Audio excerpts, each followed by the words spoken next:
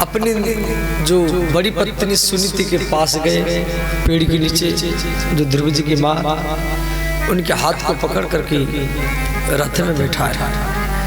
अपनी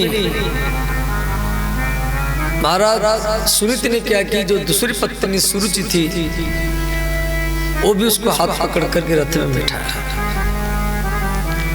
जो सुरुचि सुनीति से जलती थी, आज वही सुनीति सुरुचि का हाथ पकड़ करके अपनी गोदी में बैठाया। कहा बहन हम दोनों जाएंगे ध्रुव जी के स्वागत करने के लिए। ध्रुव जी देख रहे हैं जब मेरे पिता मेरे दोनों माता को लेकर गया है, तो ध्रुव जी दौड़ करके आए, अपनी दूसरी माता सुरुचि के चरण में प्रणाम किया। सुरुचि ने कहा पुत्र मुझे क्षमा करना, मेरे कारण अब बहुत कष्ट भोगे हैं, जंगल में क्या खाए हैं, कैसे रहे होंगे, मुझे क्षमा करना। ध्रुव जी बोले माता तू मेरे कान पर के पीटा अच्छा किया, यदि तू नहीं पीटती तो मैं घर छोड़ के तपस्या करने के लिए नहीं जाता, तो आज मुझे भगवान का दर्शन भी नहीं होता। तेरे कारण मुझे भगवान मिले, इसलिए मैं पहले तुझे ही प्रणाम किया। उसके बाद में ध्रुव जी अपनी पिता को प्रणाम किए, उसके बाद में अपनी माँ को प्रणाम किया। माता सुनीति ध्रुव जी को गोदी में लेकर के अपनी आंखों के आंसुओं से भिगा दिया। राजा उतानपाद धीरे धीरे ध्रुव जी बड़े हुए, उनका शादी करवाए। उतानपाद राजा ध्रुव जी को राजगद्दी में बैठा करके तपस्या करने के लिए चले गए। ध्रुव जी 36,000 वर्ष तक पृथ्वी का पालन किए। अंत में अपने पुत्र उत्कल को राजगद्दी में बैठा करके तपस्या करने के लिए ऋषिकेश गंगा नदी के किनारे में गए। पहले यमुना नदी के किनारे में गए थे मथुरा में, दूसरी बार या गंगा नदी के किनारे में गए। गंगा माता इनको दर्शन दी। ध्रुव जी तपस्या कर रहे हैं। अंत में एक विमान आया वैकुंठ लोक से, तो ध्रुव जी विमान में बैठने के लिए गए, तो उस समय का काला पुरुष, काला व्यक्ति ध्रुव जी के सामने प्रकट हो गया। ध्रुव जी बोले भैया आप कौन है? तो काला व्यक्ति ने कहा मैं मृत्यु हूँ, काला। ध्रुव जी बोले क्या आप मुझे मारने के लिए आए हैं? तो मृत्यु देवता ने कहा नहीं नहीं मैं आपको मार नहीं सकता, और आप भारत से ध्रुव लोग जा रहे हैं। ध्रुव लोग समझ जाते थे पृथ्वी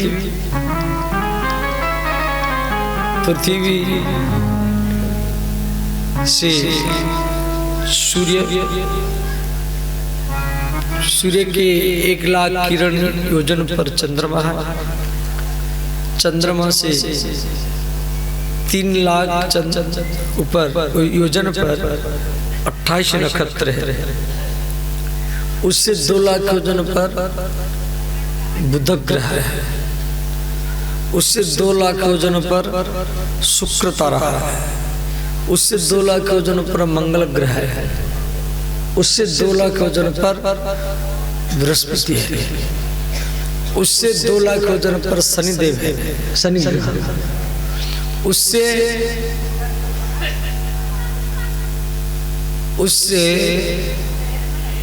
11,00,000 योजन पर कश्यप आदि देवता है, और उससे 13,00,000 योजनों पर ध्रुव तारा है।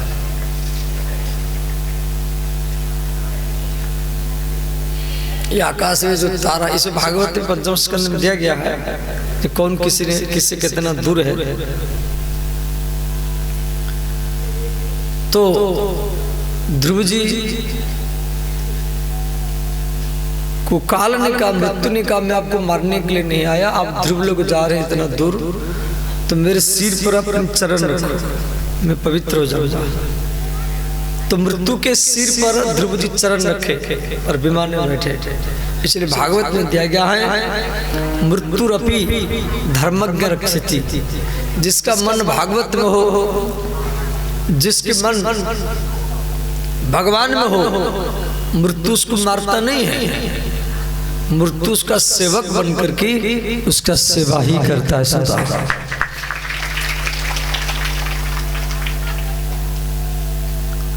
दूसरे विमान में ध्रुव जी की माँ सुनीति वो भी जा रही थी। ध्रुव जी साहब बेटा जब भगवत धाम को जाएगा तो उसकी माँ तो भी जाना चाहिए ना।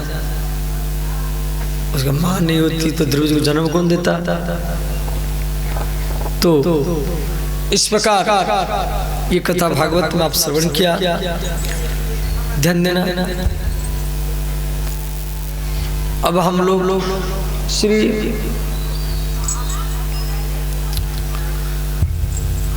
राम जन्म कृष्ण जन्म को राम हम जा रहे हैं, ध्यान देना।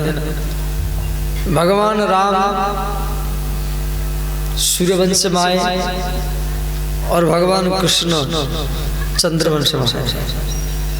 राम जी दिन में आए, भगवान कृष्ण रात में आए। राम जी रघुवंश में आए तो राघव कहलाए, कृष्ण यदुवंश में आए तो यादव कहलाए। ये यदुवंश ये चंद्रवंश का उपवंश है। रघुवंश इस सूर्य वंश का नाम आगे चल करके रघुवंश हो गया, क्यों महाराज रघु बड़े पराक्रमी थे। तो ध्यान देना, आकाश में जो सूर्य है, सूर्य के पत्नी के नाम है संज्ञा। सूर्य के पुत्र है यमराज और कन्या है यमुना। तो वही संज्ञा सूर्य को देख नहीं पाई, वो अपनी जैसी एक स्त्री बना करके सूर्य के पास छोड़ करके तपस्या करने के लिए चली गई। उसका नाम पड़ा छाया। तो सूर्य और छाया के अंश से एक पुत्र हुआ जिसके नाम है शनिदेव। शनिदेव भी सूर्य का पुत्र है और यमराज भी सूर्य का पुत्र है। तो वह संज्ञा घोड़ी बनकर के अश्विन बनकर के जंगल में तपस्या कर रही थी। तो भगवान सूर्य घोड़ा बनकर के उसके पास गए, अश्व बनकर के। तो सूर्य के अश्व अवतार से दो पुत्र हुए जिनके नाम पड़ा अश्विन कुमार। ये अश्विन कुमार ये देवताओं का डॉक्टर है, ये सूर्य का पुत्र है। तो सूर्य के पुत्र समझ गए यमराज, शनिदेव, अश्विन कुमार और श्राद्धदेव मनु, जिसको अयोध्या के राजा बनाया गया। आगे चल करके इनके वंश में ध्यान देना,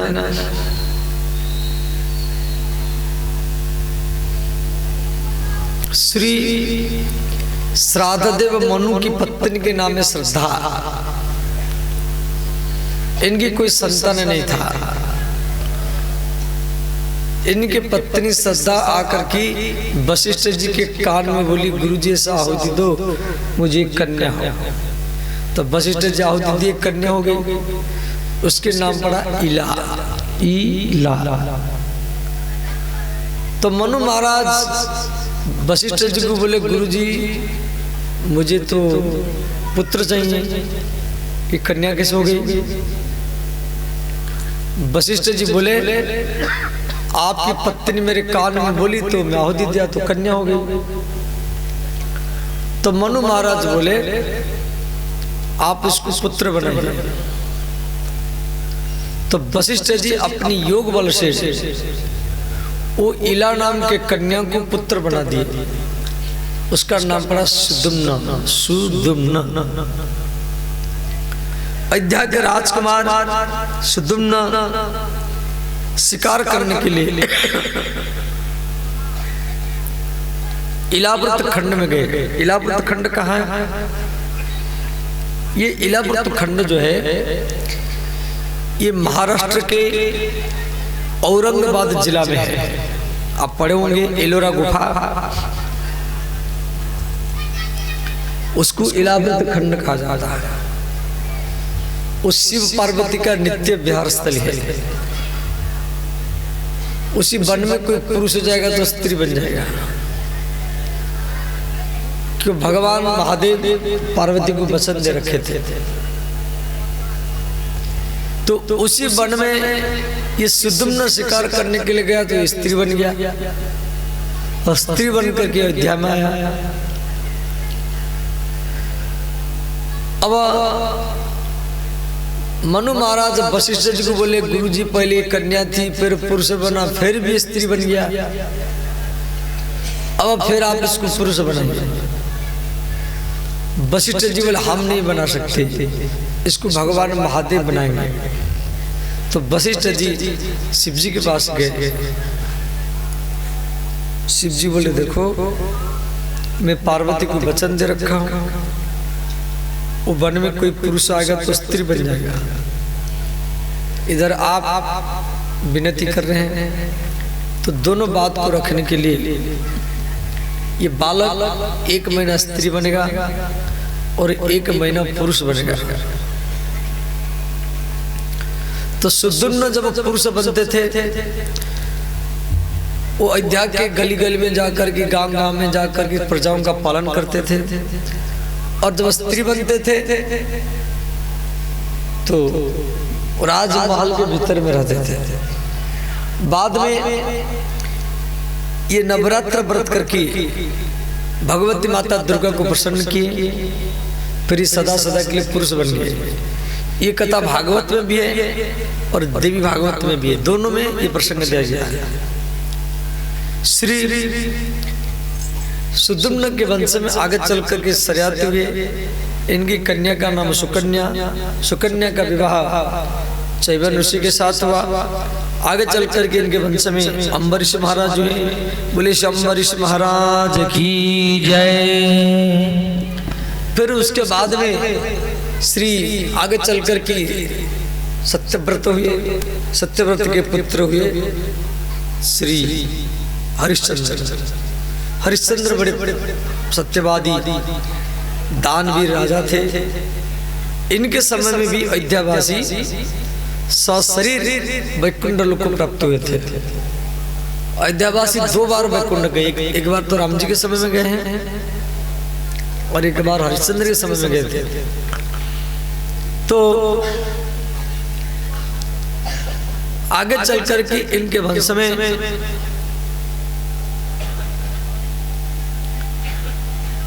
इबनाश्व नाम के एक राजा हुए। इबनाश्व, ध्यान देना, इनके परिवार में कोई संतान नहीं था और ये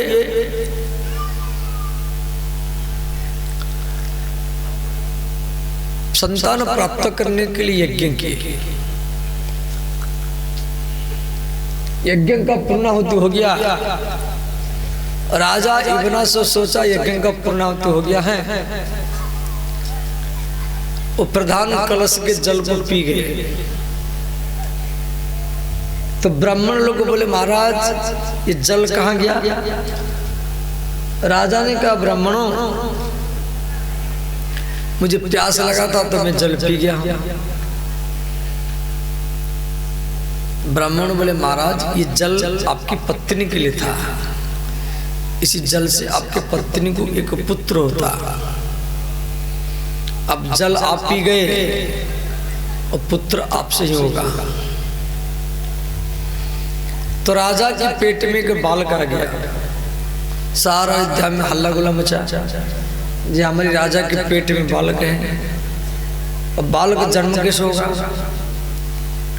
तो वशिष्ठ जी राजा के पेट को काट करके वो बालक को निकाल दिए और पेट को सिलाई कर दिए, और राजा भी जीवित, बालक भी जीवित। यह जो अपरसन पद्धति पहले से है, जो कथा भागवत की नवम स्कंद में दिया गया है। अब दूध कौन पिलाएगा? तो वहां पर देवराज इंद्र आए। इंद्र अपने अंगुली को दिए और बालक का नाम रखे मानधाता। बोले से मानधाता महाराज की जय। मानधाता के 50 कन्या हुए, एक पुत्र हुआ जिसके नाम है मुचकुंद।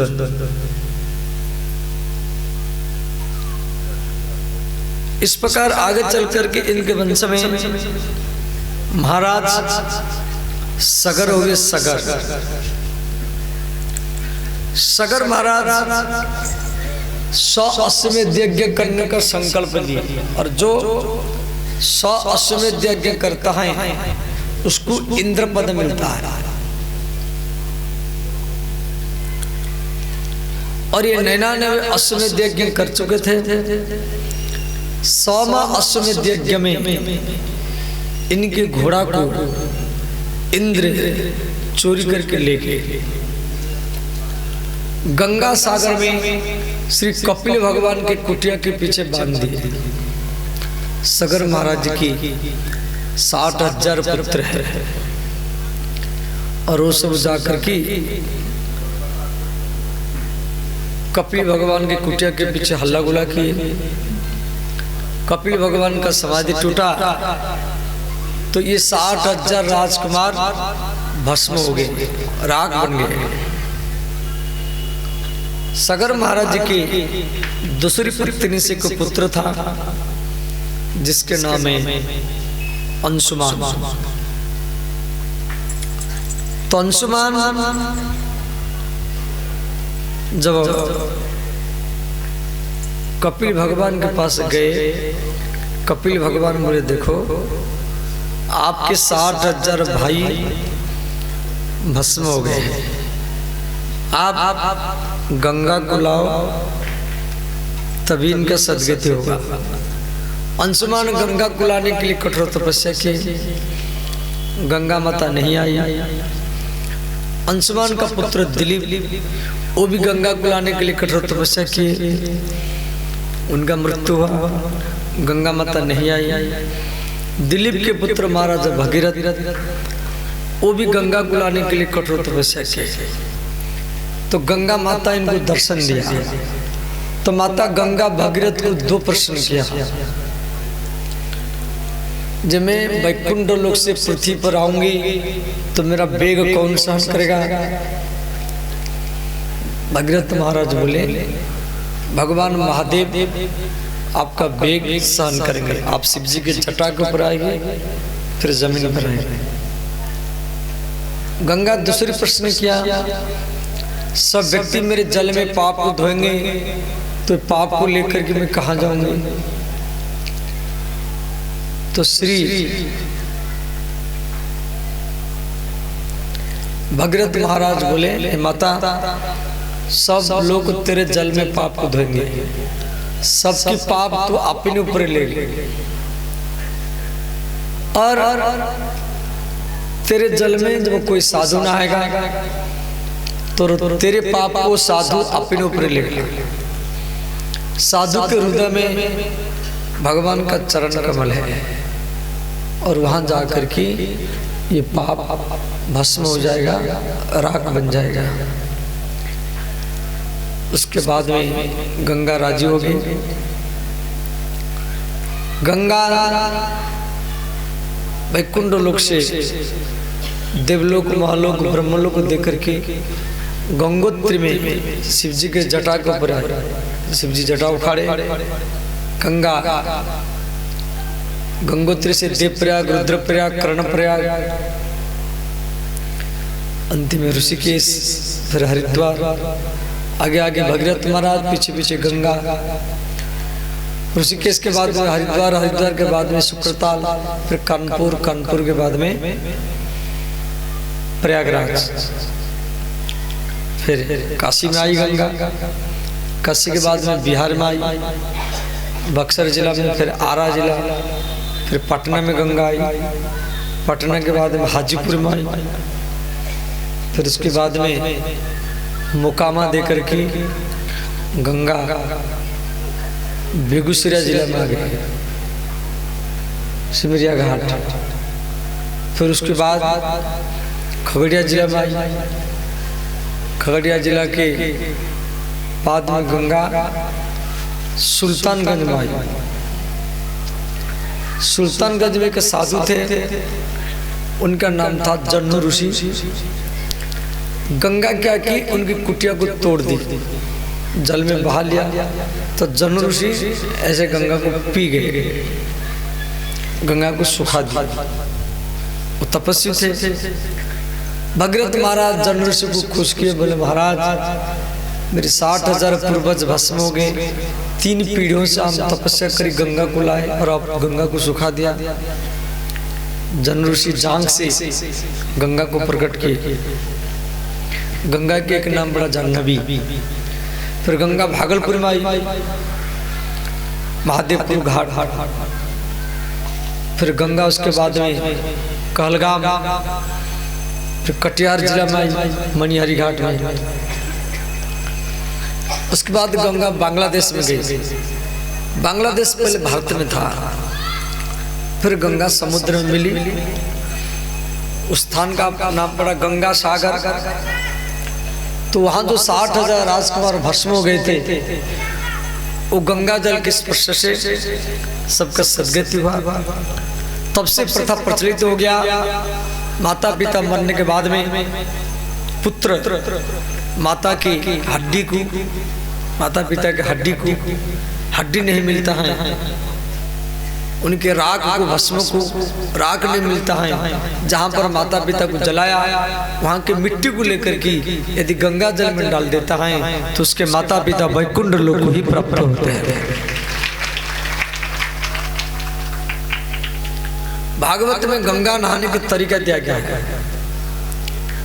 कभी आप गंगा नहाने के लिए जाते हैं, पहले गंगा माता को प्रणाम करना चाहिए। प्रणाम करने के बाद में थोड़ा सा जल लेकर के ऐसे पीना चाहिए। फिर थोड़ा सा जल लेकर के सिर पर ऐसे छिटना चाहिए। उसके बाद में गंगा में अपना चरण रखना चाहिए। आप बिना प्रणाम किए, बिना जल छीटे, बिना आचमन किए जो गंगा में घुस जाता है उसको पशु स्नान कहा जाता है। पशु समझ जाते थे, भैंसा। भैंसा को गंगा के किनारे में छोड़ दो, वो दिन भरी नहाता। कछुआ भी नहाता है, मछली भी नहाता है। इस तरीका से नहाना नहीं है। इस तरीके से नहाएंगे तो 100% लाभ नहीं मिलेगा, कुछ मिलेगा, कम मिलेगा। गंगा में आप जब भी नहाएंगे, प्रणाम करेंगे, आचमन करेंगे, जल छिटेंगे, फिर गंगा में चरण रखेंगे तो आपको 100% लाभ मिलेगा। जैसे आप गंगा में चरण रखेंगे, गंगा आपको विष्णु का रूप बना देगी, क्योंकि विष्णु के चरण से गंगा निकली। जब आप गंगा में गोता लगाएंगे, गंगा सिर पर आएगी, मस्तक में। गंगा शिव जी के सिर पर है। उस समय आपको शिव का रूप बनाएगी। गंगा नहाने के बाद में बोतल में, डिब्बा में जल भर कर गिलाते हैं। गंगा ब्रह्मा जी के कमंडल में है, लुटा। उस समय आपको ब्रह्मा का रूप बनाएगी। माने गंगा जो नहाता है, गंगा इसको विष्णु का रूप, शिव का रूप और ब्रह्मा का रूप बना देती है। फिर गंगा जल जब आप घर को लेके आएंगे, रास्ता में गाड़ी में, टेम्पो में आएंगे, वो गाड़ी, साइकिल, मोटरसाइकिल, वो ट्रेन भी पवित्र हो जाएगा। और जिस घर में लाकर गंगा जल को रखेंगे, वो घर भी वैकुंठ ही बन जाएगा। और मरते समय में गंगा जल मुख में देना चाहिए।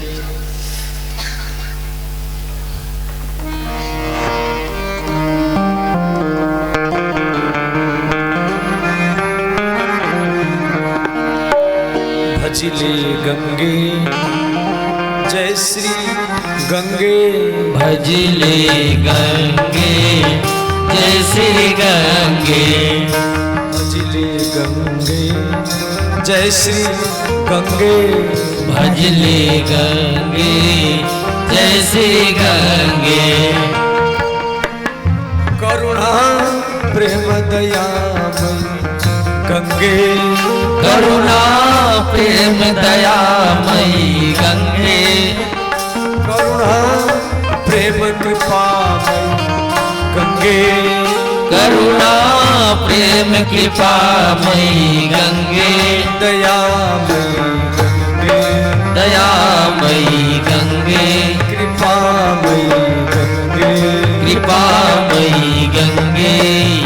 भजले गंगे जय श्री गंगे, भजले गंगे जय श्री गंगे, भजले गंगे जय श्री गंगे, भजले गंगे जय श्री गंगे। सब गाइए हर हर महादेव।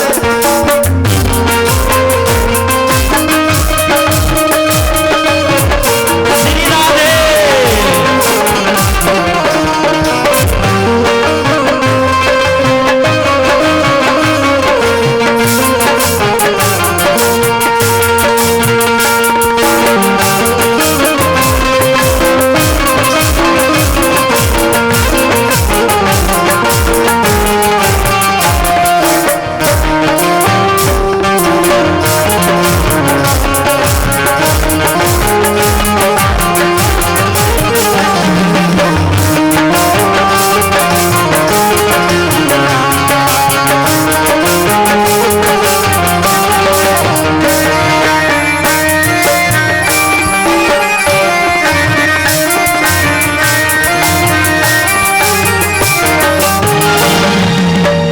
करुणा प्रेम दयामयी गंगे, करुणा प्रेम दयामयी गंगे, करुणा प्रेम कृपामयी गंगे, करुणा प्रेम कृपामयी गंगे, दयामयी गंगे, दयामयी गंगे, कृपामयी गंगे, कृपामयी गंगे। भजले गंगे जय श्री गंगे, भजले गंगे जय श्री गंगे, भजले गंगे जय श्री गंगे, भजले गंगे जय श्री गंगे।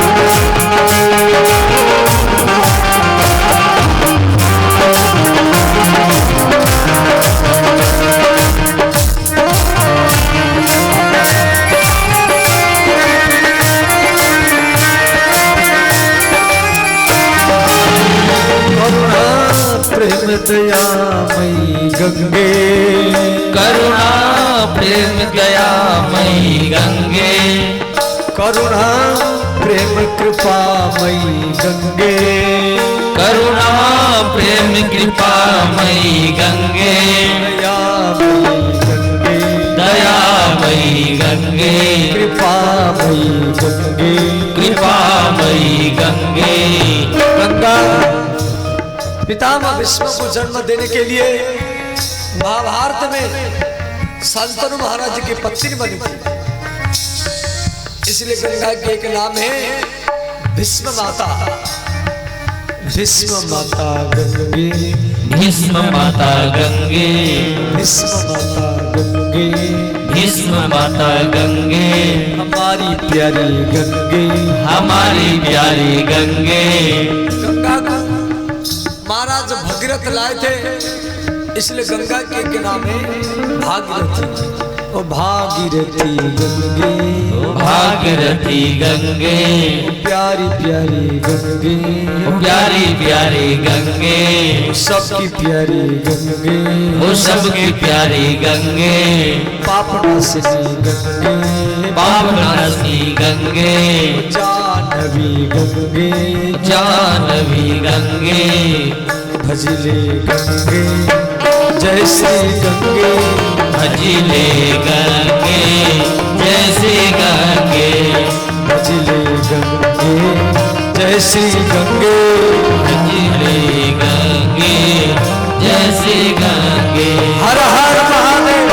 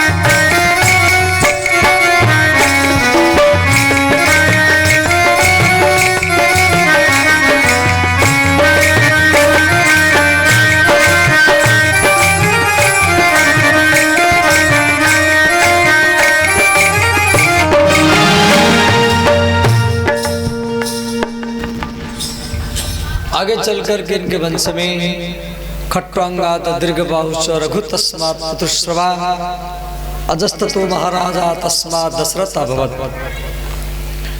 इनके वंश में खट्वांग हुई, खट्वांग का पुत्र दीर्घबाहु, दीर्घबाहु का पुत्र महाराज रघु, रघु के नाम पर रघुवंश हो गया, इसलिए राम जी का नाम पड़ा रघुनाथ।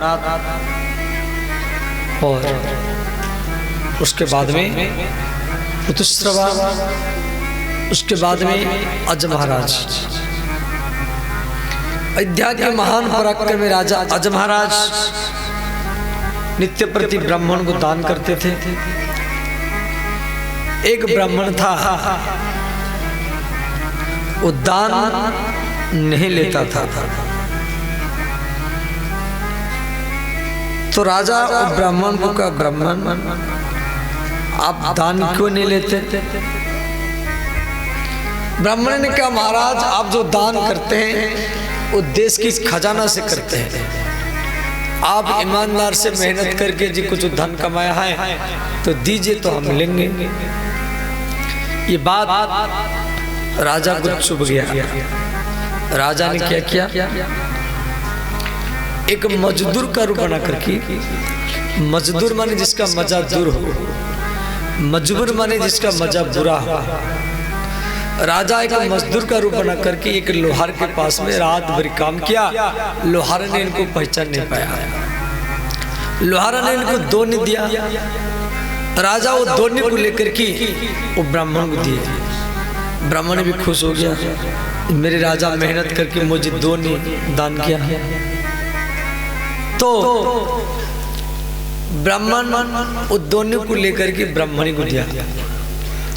ब्राह्मणी नाराज हो गई, सब ब्राह्मण लोग को सोना चांदी कपड़ा लत्ता सब लेके आते हैं और ये दोनों लेकर के आया है। तो ब्राह्मणी क्या की, वो दोनों को फेंक दिया। वो दोनों जमीन पर पड़ा रहा। तो राजा को कोई संतान नहीं था। राजा ब्राह्मण को बुलाया, कहा ब्राह्मणों मुझे संतान चाहिए। ब्राह्मण लोग को बोले आपको पुत्रष्टि यज्ञ करना पड़ेगा, पुत्र प्राप्त करने का यज्ञ। तो यज्ञ कुंड कहाँ बना जाएगा? तो जहां पर वो दोनी गिरा था उसी जगह में यज्ञ कुंड बनाया गया, मिट्टी खुदाई किया गया। तो जमीन से एक सोने की रथ निकला, उसमें दोनी पड़ा हुआ था। फिर खुदाई किया गया तो दूसरा सोने की रथ, उसमें भी दोनी पड़ा है। तीसरा सोने की रथ, उसमें दोनी पड़ा हुआ। इस प्रकार जमीन से 10 सोने के रथ मिला और प्रत्येक रथ में दोनी पड़ा हुआ था। परंतु 10वां नंबर रथ में एक छोटा सा बच्चा बैठा था। वशिष्ठ जी वो बच्चा को गोदी में ले लिए। तो वशिष्ठ जी अज को बोले, अजय आप मेहनत करके किसी ब्राह्मण को दोनी दान किया था, संतोषी ब्राह्मण को, और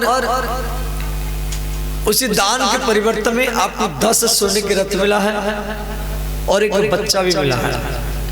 और ये बालक 10वां नंबर रथ में बैठा हुआ मिला है, इसलिए इस बालक का नाम रखा जाएगा दशरथ। बोले श्री दशरथ महाराज की जय। दशरथ महाराज किसी स्त्री के गर्भ से जन्म नहीं लेते, वो यज्ञ कुंड से 10वां नंबर रथ में बैठे हुए मिले थे। और जन्म से इनका प्रतिष्ठा चारों तरफ फैल गया। धीरे धीरे ये 15-16 वर्ष को हो गए। दक्षिण कोसोल बोलते बिलासपुर छत्तीसगढ़, और वहां के राजकुमारी है कौशल्या। उसकी सगाई अयोध्या के राजकुमार दशरथ के साथ हुआ, विवाह बाकी है। रावण को नारद जी बोल रखे थे, कौशल्या के गर्भ से जो बालक जन्म होगा उसके द्वारा तेरा मृत्यु होगा। तो रावण क्या किया, राजकुमारी कौशल्या को हरण किया, चोरी किया, उसको बक्सा में बंद करके ताला लगा करके बक्सा को कलकत्ता के पास में जो समुद्र है उस समुद्र में लेके फेंक दिया। इधर दशरथ और सुमंत दोनों सरजू नदी में एक नाव में घूम रहे। इतना जोर से आंधी तूफान आ गई, सरजू का पानी बिहार के छपरा जिला में गंगा में मिल जाता है, और वो नाव जाकर गंगा में पहुंचा। गंगा के तेज प्रभाव से नाव सीधा समुद्र में पहुंचा, और समुद्र में नाव में पानी भर गया। सुमंत ने कहा, राजकुमार नाव तो डूबने वाला है, एक बक्सा बहता हुआ जा रहा है, यदि बक्सा में आप बैठ जाएंगे तो बच जाएंगे। दोनों बक्सा के ऊपर बैठ गए। बक्सा समुद्र के लहर से समुद्र के तरंग में जाके लगा। सुमंत ने बक्सा के ताला को तोड़ करके देखा, उसमें कन्या बैठी है। उसको पूछा, आपका नाम क्या है? कन्या बोली, मेरे नाम कौशल्या है। रावण बहुत प्रयत्न किया था, दशरथ कौशल्या का विवाह न हो, राम का जन्म नहीं होगा तो मेरा मृत्यु नहीं होगा। फिर भी विधि का विधान है, मारने वाला से बचाने वाला को ज्यादा चिंता होती है। श्रोताओं, विधि का विधान, समुद्र के किनारे में श्री कौशल्या का विवाह दशरथ महाराज जी के साथ हो गया। ये महाराज जी के प्रथम पटरानी है। कई ये वीरांगनी थी, तीर चलाना, युद्ध करना, घोड़ा चलाना, रथ चलाना, तलवार चलाना, ये कई को सब मालूम था। ये बड़े बड़े योद्धा से लड़ती थी, और हरदम पुरुष की वेश में हरदम रहती थी। कथा तो बहुत लंबा है। इसके घोड़ा चलाना, तीर चलाना, छलांग लगाना, इसे देख कर की दशरथ के मन में इच्छा हुई, ऐसा पत्नी हमको चाहिए जो युद्ध के समय में हमारे साथ दे। इस प्रकार वशिष्ठ जी कहने पर कैकेयी का शादी दशरथ के साथ हुआ। ये महाराज जी की दूसरी पटरानी है। सुमित्रा देश की राजकन्या सुमित्रा, ये महाराज जी की तीसरी पटरानी है। दशरथ महाराज के 3 पटरानी हैं और कई सहरानी भी थे। जब परशुराम जी इनको मारने के लिए आते थे, परशुराम से बचने के लिए कि कन्या शादी करते थे। बोले श्री परशुराम भगवान की जय। महाराज दशरथ के इतना पत्नी होने पर भी एक भी संतान नहीं था। ये बूढ़े हो चुके हैं और आज वशिष्ठ जी के आश्रम में जाकर के रोने लगे। वशिष्ठ जी बोले राजन आप क्यों रो रहे हैं? दशरथ जी बोले गुरुजी मेरा वृद्धावस्था आ गया है, एक भी बालक नहीं है, संतान नहीं है। अयोध्या का राजा कौन बनेगा? सूर्यवंश को कौन बढ़ाएगा? वशिष्ठ जी बोले राजन धरहूं धीरे होई हूँ सूत चारी। धरहूं धीर होई हो सूत चारी। त्रिभुवन विदित भगत भय भारी। त्रिभुवन विदित भगत भय हारी। श्री वशिष्ठ जी बोले राजन धैर्य धारण करो, आपको 4 पुत्र मिलेंगे। कब मिलेंगे? तो वशिष्ठ जी बोले आप श्रृंगी ऋषि को भागलपुर से बुलाओ। देखो राम जी की एक बहन थी, राम जी की निजी बहन जिसके नाम शांता है, जिसका विवाह बिहार में भागलपुर में श्रृंगी ऋषि के साथ हुआ था। दशरथ महाराज के मित्र लोमपाद थे, कथा तो बहुत लंबा है। और श्रृंगी ऋषि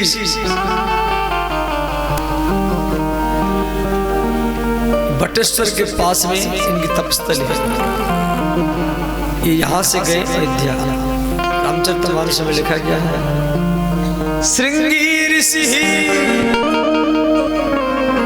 वशिष्ठ बुलावा पुत्र का शुभ यज्ञ करा। श्रृंगी ऋषि इनके सिर पर 2 सिंह था। ये विभांडक मुनि के पुत्र थे। श्रृंगी ऋषि बचपन से किसी स्त्री को नहीं देखे, इनको मालूम नहीं स्त्री कैसी होती है। ऐसा पवित्र निर्मलात्मा ऋषि तो अयोध्या में जाकर के एक आहुति दिया और एक आहुति से अग्निदेव प्रकट हो गए। बोले श्री अग्निदेव भगवान की जय। अग्निदेव यज्ञ के खीर को दशरथ को दिए थे। दशरथ जो खीर को कौशल्या को दिए, कौशल्या वो खीर को पीने के लिए जा रही थी। कैकेयी आई, कैकेयी बोली जीजी मुझे भी चाहिए। कौशल्या 2 भाग किया, एक भाग कैकेयी को दिया। उसमें सुमित्रा आई, सुमित्रा बोली जीजी मुझे भी चाहिए। तो कैकेयी के पास में जो खीर था, कैकेयी उसको 2 भाग किया। वो एक भाग खीर सुमित्रा को दे रही थी। सुमित्रा के हाथ से एक चील पक्षी उड़ा करके ले गया और अंजनी माता के हाथ में गिराया। माता अंजनी वो खीर को पी गई। उससे हनुमान जी का जन्म हुआ।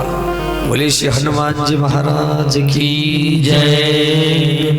हनुमान का जन्म कई तरीका से, शंकर सुवन है, केसरी नंदन है, पवन पुत्र है और राम जी के भाई भी है। तो जिस खीर से राम जी जन्म लेते उसी खीर से हनुमान जी भी जन्म लेते। अब कौशल्या देखा सुमित्रा के खीर को कोई चील पक्षी उड़ा के ले गया, तो कौशल्या थोड़ी सी खीर सुमित्रा को दिया। कहा इसी खीर से जो बाल का जन्म होगा मेरे पुत्र के साथ रहेगा। कैकेयी भी थोड़ी सी खीर दिया, इसी खीर से जो बाल का जन्म होगा वो मेरे पुत्र के साथ रहेगा। इस प्रकार तीनों माताओं के गर्भ में भगवान आ गए। जात नित हरि गर्भ ही आए, सकल लोक सुख संपत्ति छाए। भगवान तीनों माता के गर्भ में है। स्कंद पुराण में दिया गया है गर्भ अवस्था माताएं ज्यादा सोना नहीं चाहिए, इससे बालक आलसी बनेगा। किससे लड़ना नहीं चाहिए, इससे बालक क्रोधी बनेगा। संतरा खाने से बालक सुंदर बनेगा। और जिसको पुत्र चाहिए, पुत्र 2.5-3 महीने के बीच में उसको मोर पंख जला करके उसके रात को गुड़ के साथ खाना चाहिए। 4 दिन खाएंगे 2.5-3 महीने के बीच में। यदि गर्भ में कन्या होगी, वो कन्या भी पुत्र बन जाएगा। और यह पुरुषोक्त मंत्र ब्राह्मण को बुला करके श्रवण करना चाहिए।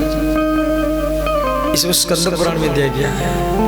उससे माताओं को ज्यादा सत्संग करना चाहिए, कथा सुनना चाहिए, कि माँ जैसे चाहेंगे पुत्र ऐसे बनेगा। और जहां कौशल्या कई के सुमित्रा सोती थी, वहां वशिष्ठ जी देवताओं का चित्र टांगते थे। एक दिन में 3 बार भागवत कथा सुनाने के लिए आते थे। धीरे धीरे चैत्र मास शुक्ल पक्ष नवमी तिथि आ गया। नवमी तिथि मधुमास पुनीता, नवमी तिथि मधुमास पुनीता, शुक्ल पक्ष अभिजित हरि प्रीता, शुक्ल पक्ष अभिजित हरि प्रीता, मध्य दिवस अति शीतल घाम, मध्य दिवस अति शीतल धामा, पावन काल लोक विश्राम, पावन काल लोक विश्राम, श्री राम जय राम जय जय राम, श्री राम जय राम जय जय राम।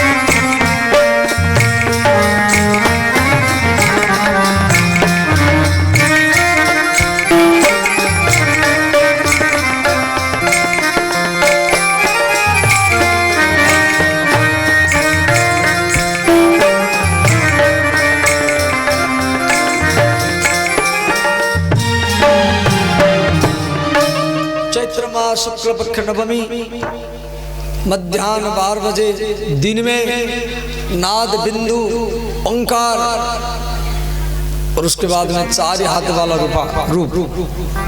पहले भगवान नाद किए, फिर बिंदु हुआ, बिंदु से ओंकार हुआ, ओंकार से फिर चतुर्भुज 4 हाथ वाला रूप बना करके भगवान खड़े हुए और माता कौशल्या स्तुति किया। भय प्रकट कृपाला दीन दयाला कौशल्या हितकारी हर्षित महतारी मुनि मनहारी अद्भुत रूप विचारी लोचन अभिरामा अनुघन श्यामा निज आयुध भुज चारी भूषण बनि माला नयन विशाला शोभा सिद्धि कह दुई करे जोरी हस्तुति तोरी विधि करो अनंता माया गुण ज्ञाना नीत अमाना वेद पुराण अनंता करुणा सुख सागर सब गुण आगर यही गावही श्रुति संता सो हम हित लागी धन अनुरागी मैं प्रगट श्रीगता ब्रह्मांड निकाया निर्मित माया रोम रोम प्रतिवेद कहे हम पूरे सोभासी यह उपहासी सुनत धीरे मति दीन रहे उपजा जब ज्ञाना प्रभु मुस्काना चरित बहुत विधि कीन चढ़े कही कथा सुहाई मातु बुझाई यही प्रकार सुन प्रेम लहे। भगवान 4 हाथ वाला रूप बना करके कौशल्या के सामने खड़े हैं। कौशल्या ने कहा भगवान समाज क्या कहेगा, तो कौशल्या जो बालक जन्म दिया उसकी 4 हाथ है। भगवान बोले फिर क्या करना पड़ेगा। कौशल्या ने कहा ये जो 4 हाथ वाला रूप, ये रूप को हटाइए। माता पुनि बोली सोमति डोली तजहु तात यह रूपा। माता पुनि बोली सोमति डोली तजहु तात यह रूपा। तजहु माने ये जो भगवान वाला रूप को हटाइए कि जे शिशु लीला अति प्रिय शीला यह सुख परम की जय शिशु लीला अति प्रिय शीला यह सुख परम अनुपा। भगवान बालक बन गए। भगवान बोले माता तेरे कहने से मैं बालक बन गया, अब तो अच्छा लग रहा है। कौशल्या बोली आप बहुत अच्छे लग रहे हैं, परंतु अभी भी थोड़ा सा गलती है। भगवान बोले क्या गलती है। कौशल्या बोली कोई बालक जन्म लेने के बाद में बोलता नहीं है, वो रोता है, और आप बोल रहे हैं ये अच्छा नहीं लग रहा है, आपको रोना चाहिए। भगवान बोले हमको रोना आता नहीं है। कौशल्या बोले आप झूठे को तो रोइए, अगल बगल वालों को मालूम पड़े। कौशल्या बात को सुन करके सुनी बचन सुजाना रोदन ठाना होई बालक सुर भूपा। सुनी वचन सुजाना रोदन ठाना हुई बालक सुर भूपा। सुनी वचन सुजाना माने कौशल्या के बात को सुन करके भगवान रोने के लिए ठान लिए। रोना आता नहीं है। यह चरित जे गावन हरिपद पावन के न पर भय प्रगट कृपाला दीन दयाला कौशल्या हितकारी। साधारण तो बालक रोते हैं तो अगल बगल स्त्रियों को मालूम पड़ता है, परंतु राम लाला जब रोए अयोध्या में जितना स्त्रियां थी सबके कान में सुनाई दिया। सब स्त्रियां दौड़ दौड़ करके वहां पर आई। स्त्रियों की भीड़ है। इधर महाराज दशरथ मंत्री सेनापति के साथ आ रहे हैं। अयोध्या की स्त्रियां महिलाएं महाराज दशरथ को कौशल्या के महल में जाने के लिए जगह नहीं दिया। सेनापति डांट रहा है, फटकार रहा है। अयोध्या के स्त्रियों देवियों महिलाओं आपको शर्म नहीं लगता? महाराज जी रास्ता में खड़े हैं, कम से कम जगह देना चाहिए। दशरथ जी सेनापति को समझा रहे हैं। सेनापति ने माताओं को कुछ मत बोलो, ये सूर्यवंश डूबने वाला था। यही माता लोग गणेश जी का पूजा, छठ पूजा, नवरात्र पूजा करके भगवान को मनाए। आज बुढ़ापा में मुझे पुत्र मिला है, पहले इनको दर्शन करने दो, हम यहीं खड़े रहेंगे। इधर वशिष्ठ जी और उनकी पत्नी अरुंधति वो दोनों आए। तो वशिष्ठ जी दशरथ को बोले आप यहाँ क्यों खड़े हैं? दशरथ जी बोले गुरु जी बहुत भीड़ है।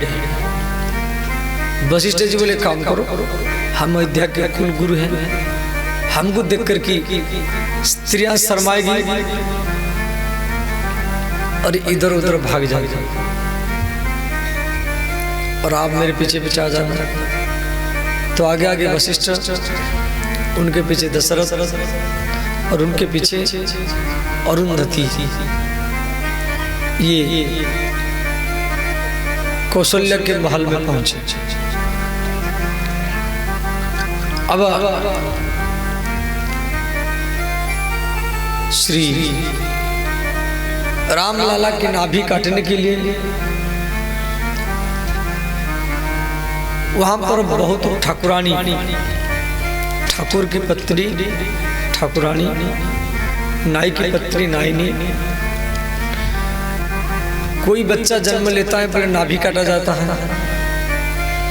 तो अयोध्या में जितना सब ठाकुरानी नाइनी थी सब अपने अपने नहनी चाकू ब्लेड लेकर के आई है राम लाला के नाभि काटने के लिए। और सब में होड़ हो रहा है, हम काटेंगे हम काटेंगे। उसी बीच में एक बूढ़ी माता थी, वो रो रही थी। वो कह रही थी नहीं नहीं मैं ही काटूंगी, मैं किसको काटने नहीं दूंगी। तो वो बूढ़ी माता जब राम लाला के नाभि में नहनी चाकू को लगाई, राम लाला का नाभि छोटा बन गया। 100 बच्चों का नाभि काटा जाता है तो भगवान का नाभि भी काटा गया। अब भगवान के नाभि से ब्रह्मा का जन्म हुआ है। अब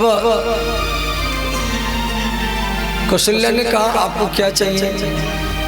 वो बूढ़ी माता बोली मुझे कुछ नहीं चाहिए, सोना चांदी कपड़ा लगा नहीं चाहिए।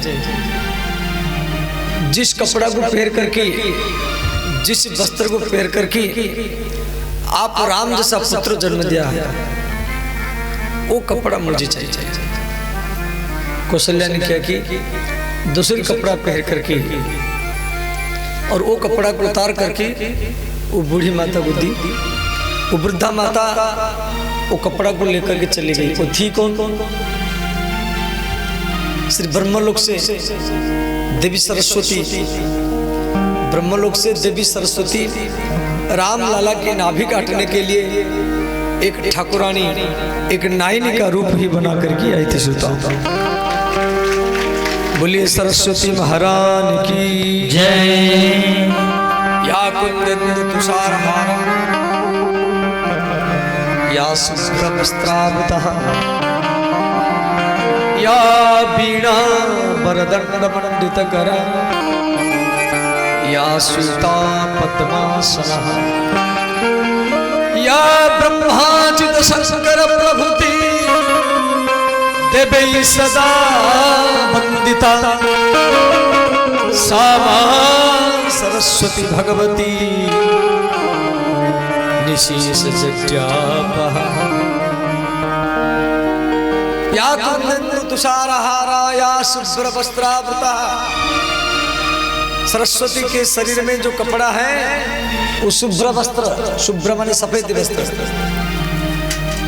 ये वस्त्र ऐसा है, इसको आग में डालने के बाद में ये जलता नहीं था और ज्यादा चमक फैलता था। पुराण में दो वस्त्र हैं, एक तो कौशल्या माता सरस्वती को दी थी, एक सती अनुसुईया सीता को दी थी। सरस्वती माता को सफेद कपड़ा पहना, उसके बाद में श्री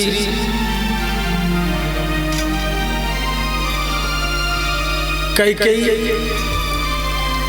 एक पुत्र जन्म दिया। बोले श्री कैकेयी नंदन भगवान की जय। सुमित्रा दो पुत्र जन्म दिया। बोले सुमित्रा नंदन भगवान की जय। देखो भागवत में राम कथा संक्षेप में है। यदि हम राम कथा चर्चा करेंगे, हमको अलग से 9 दिन समय और लगेगा। भागवत में कृष्ण कथा विस्तार में है, ऐसे राम ही कृष्ण है, कृष्ण ही राम है। तो परीक्षित महाराज सुखदेव जी को बोले गुरुजी मुझे थोड़ा कृष्ण कथा विस्तार में सुनना है। तो यहाँ सुखदेव जी राम कथा को संक्षेप कर दिए। वशिष्ठ जी के द्वारा राम लक्ष्मण भरत शत्रुघ्न नामकरण हुआ। उसके बाद में श्री विश्वामित्र मुनि आए। विश्वामित्र मुनि के द्वारा राम लक्ष्मण जनकपुर में पहुंचे। राम जी शिव जी के धनुष तोड़े। राम जी का विवाह सीता माता के साथ, लक्ष्मण का विवाह उर्मिला के साथ, भरत का विवाह मांडवी के साथ, शत्रुघ्न का विवाह शीतकृत्य के साथ। 21 श्लोक में 4 दुल्हा दुल्हन का नाम है। सब हाथ जोड़ लीजिए, सब हाथ जोड़ आंख बंद करें, चारों दुल्हा दुल्हन का ध्यान करें, इस श्लोक पाठ करें। ओम जानकी जीवनो वंदे, ओम जानकी जीवनो वंदे, ओम जानकी जीवनो वंदे, ओम जानकी जीवनो वंदे। मांडवी प्राणवल्लभम, मांडवी प्राणवल्लभम, मांडवी प्राणवल्लभम, मांडवी प्राणवल्लभम। उर्मिला रमणो वंदे, उर्मिला रमणो वंदे, उर्मिला रमणो वंदे, उर्मिला रमणो वंदे। श्रुतिकांत नमस्तुते, श्रुतिकांति नमोस्तुते, श्रुतिकांत नमस्तुते, श्रुतिकांति नमोस्तुते। ओम नमो भगवते रामचंद्राय, ओम नमो भगवते रामचंद्राय, ओम नमो भगवते रामचंद्राय, ओम नमो भगवते रामचंद्राय। सब आँख खोले। इस प्रकार भगवान राम 15 वर्ष उम्र में विवाह किए। राम जी अयोध्या में आए, 12 वर्ष रहे। 27 वर्ष उम्र में श्री राम जी का वनवास हुआ। चित्रकूट में राम भरत मिलन, पंचवटी में सीता हरण, जटायु मरण, सुग्रीव संभाषण। समुद्र तरण पश्चात रावण कुंभकर्ण निधन। भगवान राम लंका में एक सह 11 दिन तक रहे। माता सीता लंका में 435 दिन तक रहा। राम जी का सेना रावण की सेना में 87, 80 और 87 दिन तक लगातार युद्ध हुआ। और राम और रावण दोनों में लगातार 32 दिन तक युद्ध हुआ था। इस युद्ध में रावण के पास में रथ था, राम जी के पास में कोई रथ नहीं था। रावण के छाती में कवच था, राम जी के छाती में कवच नहीं था। रावण के पैर में जूता था, राम के पैर जूता भी नहीं था। राम कभी दिव्य अस्त्र का प्रयोग भी नहीं किए, साधारण अस्त्र से रावण के ऊपर विजय प्राप्त किए। माता सीता से अग्नि परीक्षा लिए, अयोध्या में आकर के राजा बने। उस समय माता सीता 33 वर्ष की थी। बोलिए राजा रामचंद्र भगवान की जय। इस स्तुति को पाठ करेंगे। उसके बाद में 2 मिनट में श्री कृष्ण जन्मोत्सव मनाएंगे। पाठ करिए। श्री रामचंद्र कृपालु भज भव भय दारुणम्। श्री रामचंद्र कृपालु भज मन हरन भव भय दारुणम्। नवगंज लोचन कंज मुखी करे कंज पद कंजारुणम्। श्री रामचंद्र कृपालु भज मन हरन भव भय दारुणम्। कंदार्प अगणित अमित छवि नव नील नीरद सुंदरम्। कंदार्प अगणित अमित छवि नव नील नीरद सुंदरम्।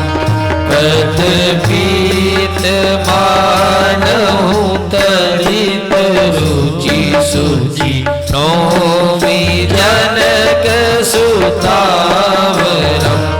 श्री रामचंद्र कृपालु भज हरन भव भय दारुणम्।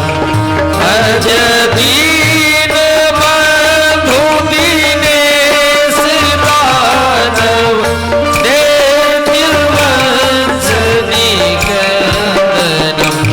भज दीन बंधु दीनेश दानव देववंश निकंदनम्। रघुनंद आनंद कंद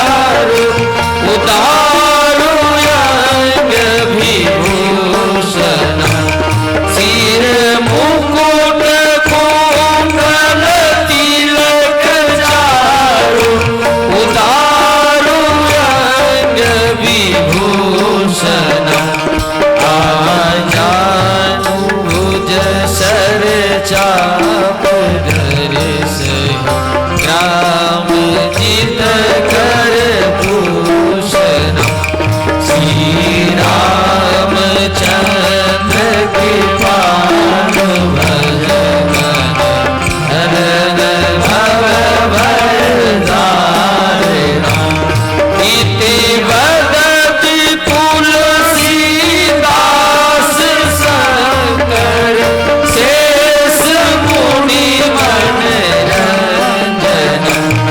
इति बदति तुलसीदास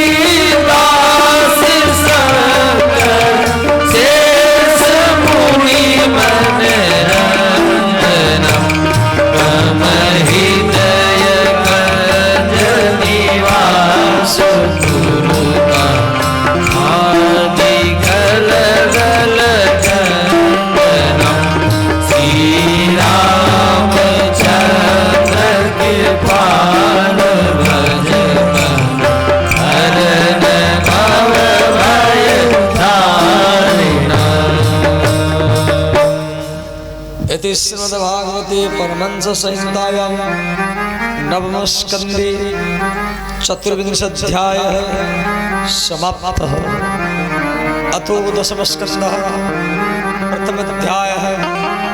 श्री परीक्षित उवाच कथितो वंश विस्तार भवता सोमसूर्यः राज्ञा चोभयवंशानां चरितं परमाद्भुतं। श्री शुकोवाच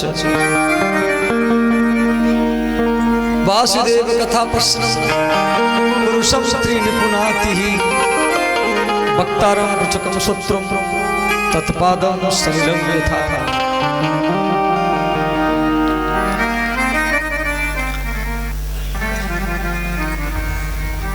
श्री मथुरा में उग्रसेन नाम के राजा थे।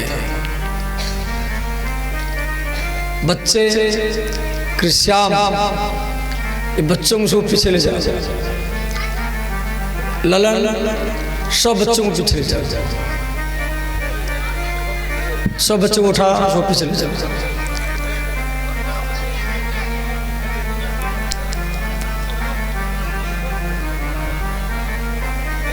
बच्चे सब हल्ला करते हैं।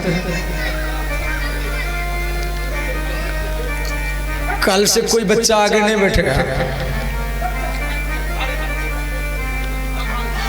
तो श्री महाराज उग्रसेन उनकी पत्नी के नाम है पवन रेखा।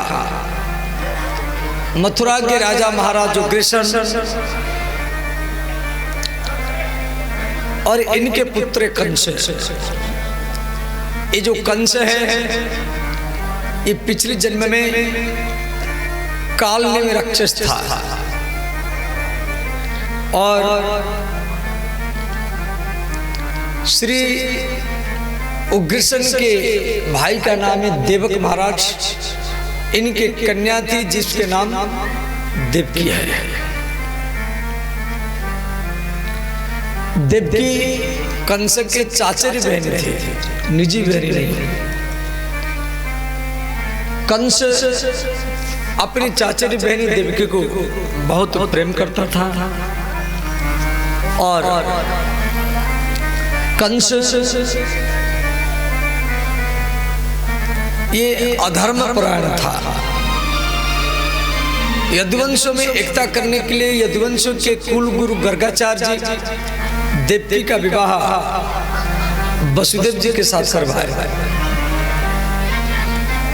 वसुदेव जी मथुरा से कुछ दूर जा चुके हैं।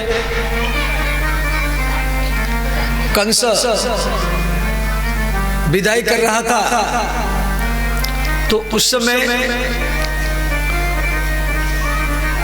आकाशवाणी हुआ जो कंस जैसे देवकी को आप इतना प्रेम करते हैं उसके 8वां बालक के द्वारा आपका मृत्यु होगा। तो कंस देवकी के केस को पकड़ करके उसके मस्तक काटने के लिए तैयार हो गया। वसुदेव जी बोले भैया मैं वचन दे रहा हूँ इसके गर्भ से जो बालक जन्म होंगे मैं आपको दे दूंगा। कंस देवकी वसुदेव को ला करके मथुरा की जेल में डाल दिया और कंस अपने पिता उग्रसेन को भी मथुरा की जेल में डाला। अंतिम में कंस मथुरा के राजा बना। कोई यज्ञ कर नहीं सकता, कोई पूजा पाठ नहीं कर सकता, कोई सत्संग नहीं कर सकता। मैं भगवान मेरा पूजा करो। कंस का शासन चालू हो गया। इधर देवकी माता का पुत्र जन्म दिया, कंस मार डाला। दूसरा, तीसरा, चौथा, पंचमा, छठवां 6 संतान को मार डाला। देवकी के 7वां गर्भ में संकर्षण भगवान आए। श्री वसुदेव जी की और की पत्नी रोहिणी, जो कंस के भाई के कारण गोकुल में नंद यशोदा के घर में रहती थी। इधर भगवान श्री नारायण योग माया को बोले, योग माया आप देवकी के 7वां गर्भ के संतान को कर्षण करके रोहिणी के गर्भ में प्रवेश कराओ। तो कलियुग में दुर्गा, काली, भद्रकाली, चंडिका, अष्टमी, कामाख्या के रूप में आपका पूजा होगा। तो माता योग माया ने ऐसे किया। अचानक रोहिणी का गर्भ बढ़ गया। रोहिणी रोने लगी, मेरे पति जेल में, समाज में जी क्या कहेगा। तो नंद बाबा के कुल गुरु सांडिल्य ने आए, समझाए, बोले बेटी रो मत, ये वसुदेव का तेज है और आपको संकर्षण भगवान के मां बनने का सम्मान मिलेगा। तो भाद्र मास शुक्ल पक्ष 6वीं को रोहिणी के गर्भ से श्री बलराम जी का जन्म हुआ। बोले श्री बलराम भगवान की जय। अब देवकी के 8वां गर्भ में भगवान श्री नारायण आए और भगवती विंध्यवासिनी माता दुर्गा यशोदा के गर्भ में आई। नारायण भगवान देवकी के गर्भ में और भगवती विंध्यवासिनी यशोदा के घर में गोकुल में आई। देवी भागवत विस्तार में दिया गया है। और भगवान गर्भ में तो देवता लोग गर्भ स्तुति करने के लिए आए। सत्यव्रतम सत्यम परम सत्य सत्य सुनिहितम स सत्य सत्यात्मकम तम शरणम प्रपन्नः। एक श्लोक आप ही पाठ कर सब हाथ जोड़िए, आंख बंद करिए। देवकी माता के गर्भ में भगवान कृष्ण है।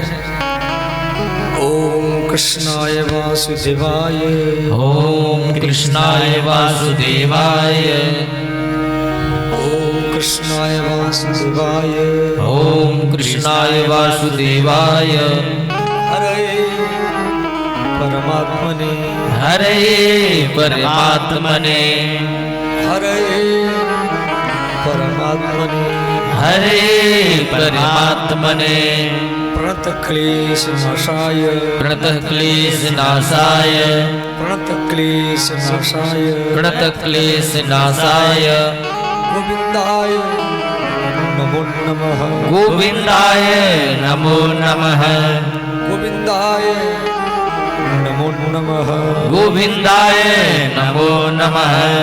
ओम नमो भगवते वासुदेवाय, ओम नमो भगवते वासुदेवाय, ओम नमो भगवते वासुदेवाय, ओम नमो भगवते वासुदेवाय।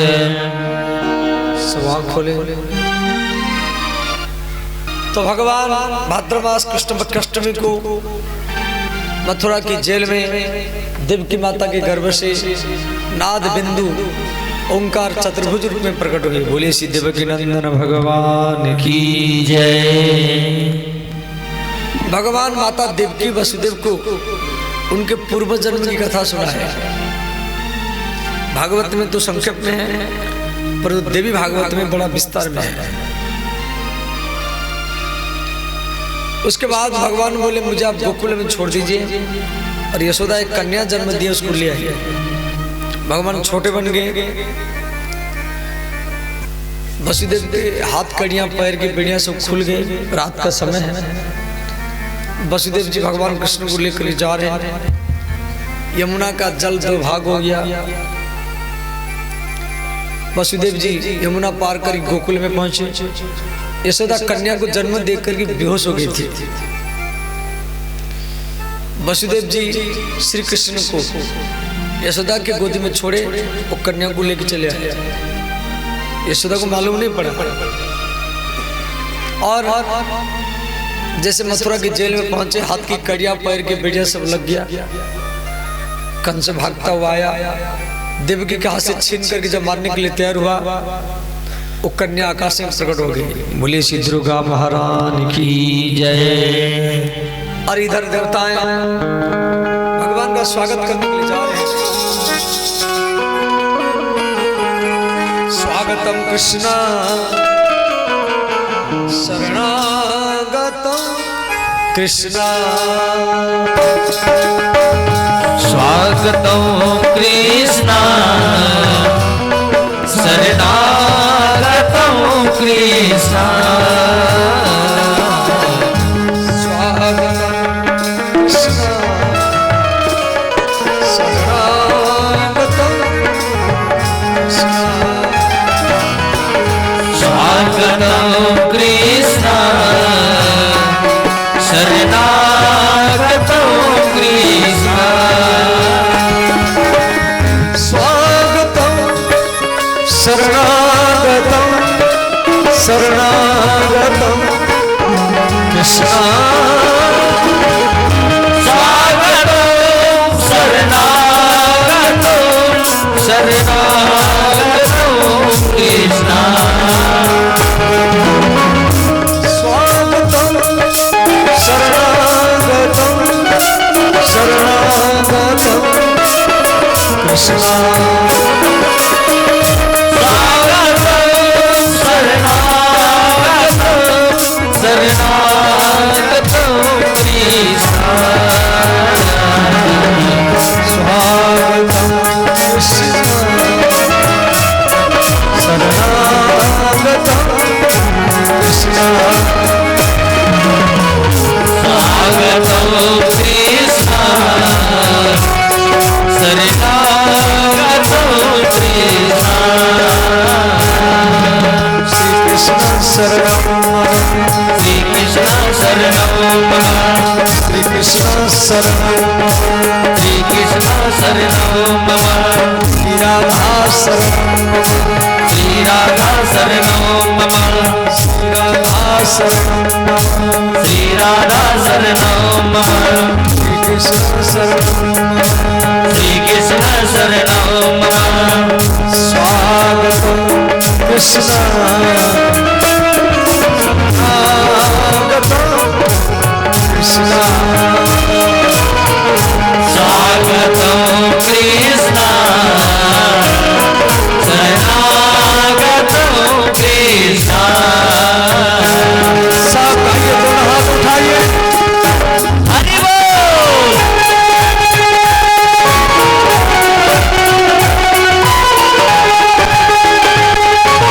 श्री राधे।